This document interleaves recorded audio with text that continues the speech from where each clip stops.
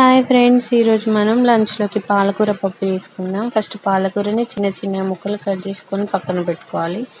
తగినన్ని పచ్చిమిర్చి, టమాటా కూడా కట్ చేసుకొని పక్కన పెట్టుకొని స్టవ్ పైన కడాయి పెట్టి అందులో ఆయిల్ పోసుకొని హీట్ అవ్వనివ్వాలి. హీట్ అయ్యాక పోపు గింజలు వేసి కొన్ని ఎండుమిరపకాయలు కూడా వేసి వేయించుకోవాలి. తర్వాత ఇందాక మనం కట్ చేసుకున్న పచ్చిమిర్చి, కరివేపాకు వేసుకొని ఆయిల్లో వేయించుకోవాలి.